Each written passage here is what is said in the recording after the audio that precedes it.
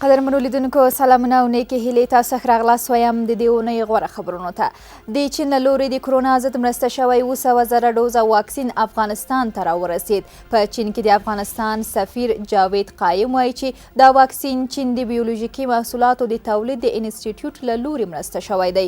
چین داسې وخت له افغانستان سره د کوویډ-19 د واکسینونو مرسته کړې چې د عامې روغتیا وزارت د واکسین د اول او دویم ډوز د تطبیق پروسه بنده کړې وه. د امریکا د بهرنیو چارو وزارت له افغانستان سره د 216 میلیونه اضافي ډالرو د مرستې اعلان وکړ. د امریکا نړیوالې پراختیایي ادارې ویلي چې دا مرسته د هغو افغانانو لپاره ده چې په اوس وخت کې له شدید غذایي ناامنۍ سره مخامخ دي.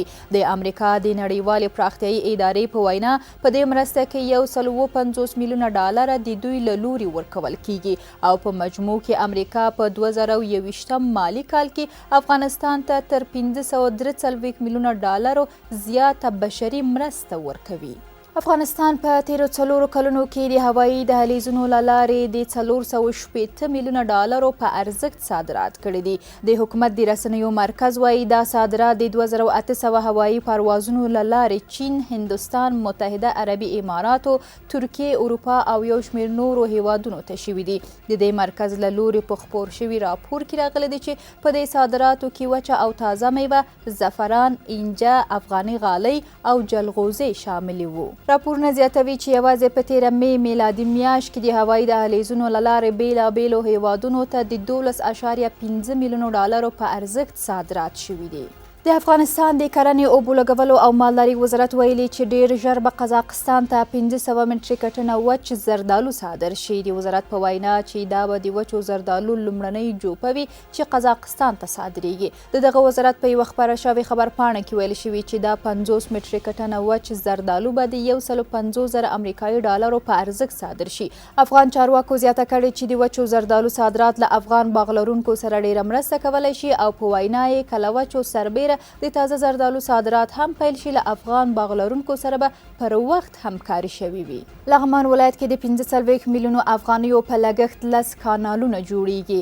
د کرنې، اوبو لګولو او مالدارۍ وزارت وایي چې دا کانالونه د خوړو خوندیتوب بیړنۍ پروژې له لارې په مرکز، مهترلام او قرغیو ولسوالۍ کې جوړیږي چې خلکو ته به کاري زمینې برابرېدو ترڅنګ سلګونه هکټاره ځمکه هم خړوبه کړي. د دغه وزارت په وینا یاد کانالونه په پاخه او اساسي ډول جوړیږي چې د اوبو د ضایعاتو د مخنیوي ترڅنګ به د اوبو د تنظیم او ویش په برخه کې د یادو سیمو د بزګرانو ستونزې هوارې شي. په خوست ولایت کې د فوم جوړولو تولیدي فابریکې په فعالیت پیل وکړ. د خوست د والي په وینا چې دغه فابریکې باندې 10,000 ډالره پانګونه شوي او په ورځ کې د 4 ټنه فوم یا سپنج د تولید ظرفیت لري.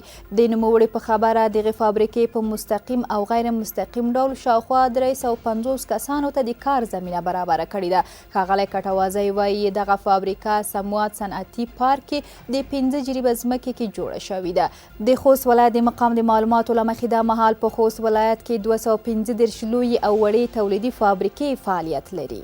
هرات کې د کرنې او خوړو خوندیتوب بیړنۍ پروژه پرانیستل شوه. د کرنې، اوبو لګولو او مالدارۍ وزارت مرستیال حشمت الله غفوري ویلي چې د روان کال لپاره یاده پروژه هرات کې 400 میلیونه افغانۍ بودیجه لري چې د اړتیا په وخت کې به ورنه سالمه استفاده وشي.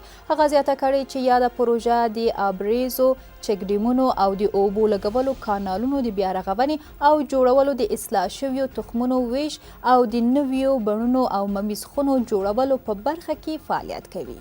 په ننګرهار ولایت کې د روان کال د 3 میلیارډ او 302 میلیونه افغانیو په لګښت 102 پروژې پیل کیږي.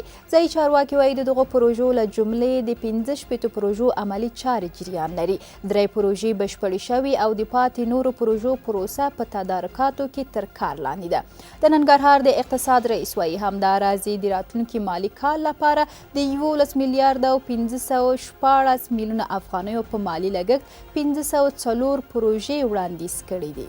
په فاریاب کې د 24 میلیونو افغانیو په لګښت د یوه کانکریټي پل د جوړېدو کار بشپړ شو. دغه کانکریټي پل د ټولګټو وزارت لخوا د فاریاب ولایت په مرکز میمنې ښار کې جوړ شوی چې اوږدوالی یې 48 متره او سوري 12.5 متره دی چې هممهاله پرې په یو وخت کې 2 موټره تللی شي. د ټولګټو چارو وزارت وایي د دغه پل په جوړېدا سره به د سیمې د خلکو لپاره ښوونیزو او روغتیایي مرکزونو ته لاسرسی اسانه شي او دغه راز به د کرنیزو او تولیدي توکو د لیږد رالېږد پروسه هم اسانه او چټکه شي.